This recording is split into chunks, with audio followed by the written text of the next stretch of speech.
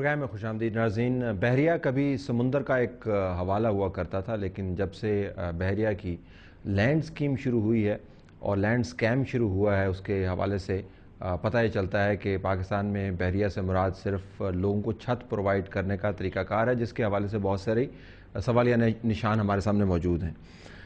بحریہ کا جو لینڈ پروجیکٹس ہیں، لوگوں کے لیے جو اسکیمیں بنائی گئی ہیں، اس کے اوپر عام طور پر جو سوال اٹھائے جاتے ہیں وہ ان کے پروجیکٹس کے فوائد کے بارے میں اٹھائے جاتے ہیں۔ یہ بتایا جاتا ہے کہ اگر آپ ایڈورٹیزمنٹس ان کے دیکھیں اور پڑھیں تو آپ کو پتہ چلے گا کہ زمین کے اوپر جنت کے نمونے آپ کو مل جائیں گے، کم قیمت میں آسان قسطوں کے اوپر گھر بن جائیں گے آپ کے، اور آپ کی زندگی آسان ہو جائے گی۔ بلا شبہ برصغیر کی تاریخ میں اس سے بڑا جو پروجیکٹ ہے وہ ہمارے سامنے نہیں آیا۔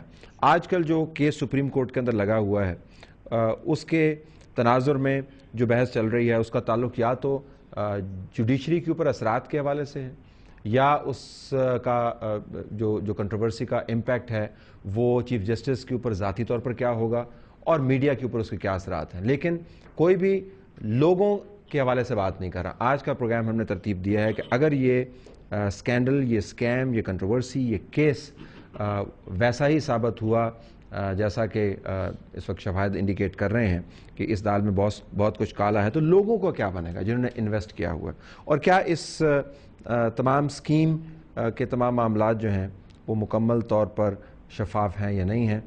ہمارے پاس اعجاز حسین راٹھور صاحب موجود ہیں، جو بائی پروفیشن چارٹرڈ اکاؤنٹنٹ ہیں، لیکن بحریہ ٹاؤن کی ایک سکیم کے افیکٹو بھی ہیں، اور بہت عرصے سے ایک کیس بھی انہوں نے فائل کر رکھا ہے۔ آپ کا بہت شکریہ، آپ نے ہمیں جوائن کیا۔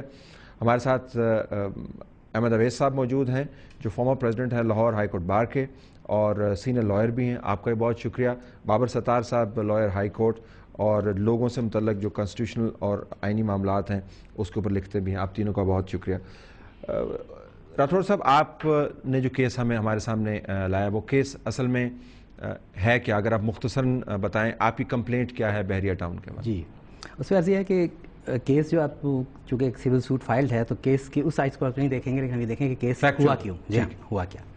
ہوا کہ 2006 میں بحریہ نے ایک اسکیم اناؤنس کی جس کا نام رکھا عوامی ولاس۔ ٹھیک۔ اور اس کو پروجیکٹ کیا گیا کہ یہ لو کاسٹ ہاؤسنگ اسکیم ہے جو کٹنگ ایج ٹیکنالوجی پہ بنے گی، پری فیبریکیٹڈ ہاؤسز۔ ٹھیک۔ اور ہال مارک نے کہا اس کی فاسٹ ڈیلیوریز کا ہال مارک ہے۔ ٹھیک۔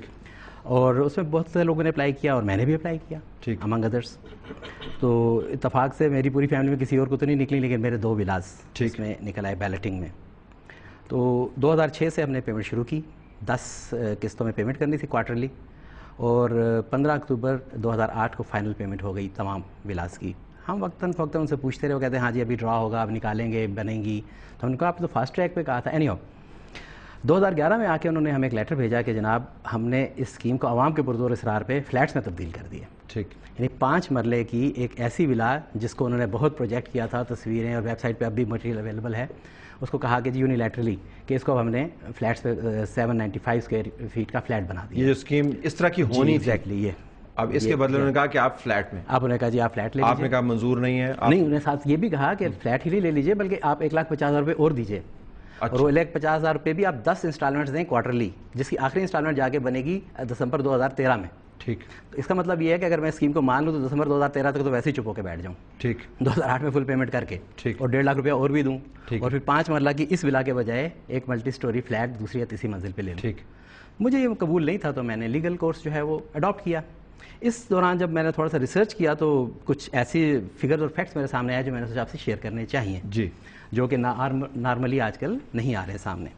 اس میں سب سے انٹرسٹنگ بات تو یہ ہے کہ جب ہم نے اپلائی کیا کمپنی رجسٹریشن آفس اسلام آباد کو کہ ہمیں ان کے اکاؤنٹس کی کاپیاں دی جائیں پچھلے 5 سال کی، تو وہاں سے جواب یہ ملا کہ جناب 2008 سے آنورڈ تو انہوں نے اکاؤنٹس فائل ہی نہیں کیے، جبکہ section 242 of the companies ordinance کے تحت ہر اس کمپنی کو جس کا پیڈ کیپٹل 75 لاکھ روپے سے زیادہ ہے یہ فائل کرنے ہوتے ہیں۔ یہ پیپر نمبر 3 اگر ہم دیکھ پائیں تو اس کے اوپر لکھا ہوا آپ کی اپلیکیشن کے جواب میں، Please refer to your letter dated 8/3/2012 on the subject noted above and be informed that the company has not filed the annual accounts for the year ending 36/2009 till date.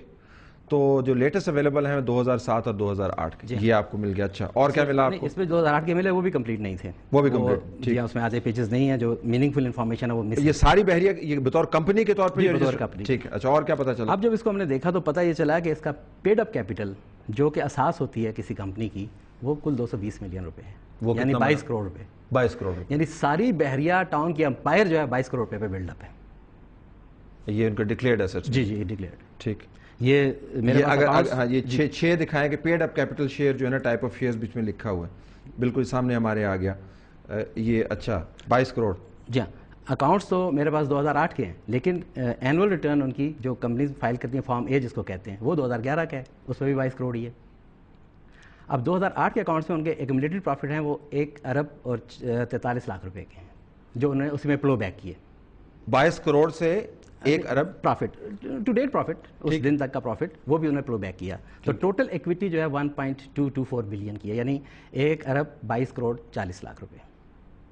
ٹھیک. ٹوٹل سٹیک ہے بحریہ town میں owners کا. ٹھیک ہے. اس کے against اگر آپ دیکھیں تو صرف جو ایڈوانسز فرام کسٹمرز ہیں وہ 28 بلین ہیں, 28 ارب روپے کے ایڈوانسز کسٹمرز کے اوپر. اگر ہم جائیں جی تو ہمیں پتہ چلے گا کہ ان کے کتنے ایڈوانس فرام کسٹمرز 8 اگر آپ دکھائیں ایڈوانس فرام کسٹمرز یہ خود ان کے ڈکلیئرڈ ہیں. یہ کتنی رقم ہوتی ہے جی ذرا میرے تو خیر یہ 28 تھوڑا سے کم ہے میرے کمپیوٹر میں. 28 ارب 31 کروڑ 53 لاکھ 51,751 روپے ٹو بی پریسائز. تو اس میں سے جرم کیا ہے میں نو؟ اس میں جرم کچھ نہیں ہے. اگر آپ اس کا نوٹ دیکھیں نیچے نوٹ 10 جو وضاحت کر جی جو وضاحت کرتا ہے اس اماؤنٹ کی وہ 1.25 لائن کا ایک نوٹ ہے. ابھی آ جائے گا سامنے. آپ بتائیے 1.25 لائن کو نوٹ کیا کہہ رہے ہیں؟ اس میں سمپلی یہ لکھا ہوا ہے کہ یہ رقم جو ہے مختلف پروجیکٹس سے ایڈوانس میں لی گئی ہے جن پر ابھی تک کوئی سگنیفیکنٹ کام نہیں ہوا. That's it. That's it. اب اس میں میرے عوامی ولاس کے پیسے بھی ہیں. میرے جب میں کہتا ہوں تو میں اکیلا نہیں, اس میں 20-25-30 ہزار روپے ہیں. پینشنر ہیں, بیوائیں ہیں جنہوں نے پیسے دیے ہوئے ہیں جن کو فلیٹ ملیں گے. یہ نہیں بتاتا کہ اس میں کس پروجیکٹ کے کتنے پیسے ہیں, کس کے کتنے پیسے ہیں, وہ پیسے کہاں استعمال ہو رہے ہیں, کہاں رکھے ہوئے ہیں. ایک اوور آل بیلنس شیٹ ہمارے پاس ہے آف کورس جو ٹیلیڈ ہے جو بتاتی ہے کہ لائبلٹیز اتنی ہیں اور ایسیٹس اتنے ہیں. اچھا اب اس کو بھی ادھر ذرا روک دیں, ادھر اس کو ادھر آئیں جی اس طرف. 22 کروڑ پیڈ اپ کیپٹل اور 28 ارب کے قریب یا اس سے کہیں زیادہ آج کل کے دور میں کمپنیز چھت کے نام کے اوپر لوگوں کے ساتھ یہ کر سکتی ہیں اور اس کے بعد جب کمپلینٹ کرنی پڑتی ہے تو وہ کہتے ہیں جی ریلی. تو یہ اس طرح کے لوگ کدھر جائیں؟ ان کمپنیز کی ریگولیٹ کرنے کا کیا طریقہ کار؟ دیکھیے جی اصل میں بات تو یہ ہے کہ یہ اس قسم کے جو لوگ جو ہیں یہ انہی کو نبٹنے کے لیے جو کلاسیکل تھیوریز آئی تھیں وہاں آئی ول گو ٹو دیٹ سائٹ جو سوشل کانٹیکٹ تھیوریز تھیں وہ پور کو پروٹیکٹ کرنے کے لیے تو بنی تھی کہ طاقتور آدمی جو ہے جو پیسے کی بنیاد کے اوپر انفلوئنس کی بنیاد کے اوپر زور کی بنیاد کے اوپر وہ اپنا حصے کے ساتھ غریب آدمی کا ویسا کھینچ کے لے جاتا ہے تو اس کو روکنے کے لیے اور غریب آدمی کے رائٹ کو پروٹیکٹ کرنے کے لیے وہ اپنا رائٹ سرنڈر کرتا ہے ٹو دی اسٹیٹ اور اسٹیٹ ان ریٹرن اس کو پروٹیکشن دیتی ہے. دس از پرسائزلی کانسٹیٹیوشن اسی کے اوپر بیس کرتے ہیں. تھیوری ہوگی پریکٹس میں ہمیں کیا نظر ہے؟ لیکن پریکٹس میں تو یہ ہے کہ آپ صرف ایسے آدمیوں کو پروٹیکٹ کیا جا رہا ہے اور جو غریب آدمی اس کا پرسان حالی کوئی. 28 ارب روپیہ ہے کس کا ویسے کلاسیکل ٹرمز میں بابر صاحب؟ یہ تو عوام کا پیسہ ہوگا نا. تو یہ جیٹ ویٹ جو چل رہے ہیں کیونکہ یہ 22 کروڑ سے تو جیٹ نہیں آتا, سارا پبلک منی, یہ غریب آدمی کا جو ہے یہ پیسہ ہے. Is that an issue? Talat بھائی دیکھیں جو ریئل اسٹیٹ ہے اس میں کافی بڑا سکیم ہے اور وہ سکیم یہ ڈی ایچ اے بھی کرتا ہے اور بحریہ بھی کرتا ہے. ایک ماڈل ہے اور ماڈل یہ ہے کہ آپ زمین پہ لوگوں سے ایڈوانسز لیتے ہیں, انہی کے پیسے کو آپ انویسٹ کرتے ہیں, وہیں سے آپ لینڈ ایلوکیشن لیتے ہیں, اسی سے آپ بلڈ کرتے ہیں. سو باقی دنیا میں اور ایک ریئل اسٹیٹ انویسٹمنٹ ٹرسٹ کے نام سے ایک انویسٹمنٹ ہوتی ہے, باقی دنیا میں بھی ہوتی ہے, پاکستان میں بھی. اس میں ہمیشہ آپ ایکوٹی اور کنٹریبیوشنز اور ڈیٹ کا ایک بیلنس کریٹ کرتے ہیں تاکہ ایکوٹی جو آپ کا پیسہ لگایا ہوا ہے وہ اتنا ہو کہ آپ اپنی لائبلٹیز پے آف کر سکیں. اس کے بیسس کے اوپر لوگ آپ کو ڈیٹ دیتے ہیں, بینکس دیتے ہیں ڈیلیجنس کر کے, اور ایک پروپورشن کے اندر آپ لوگوں سے کنٹریبیوشنز مانگ سکتے ہیں. اور پھر اس کی ٹرمز ہوتی ہیں کہ آپ اس طرح سے لوگوں کو واپس کریں گے. اگر ڈیلے کریں گے تو وہ اس کی پینلٹیز لگتی ہیں, اگر جلدی دیں گے تو آپ کو اس میں بینیفٹ ملتا ہے. یہ تو ایک ماڈل ہے, لیکن یہ ماڈل ہمارے ایک تو ریئل اسٹیٹ میں کبھی اپلائی نہیں ہوا.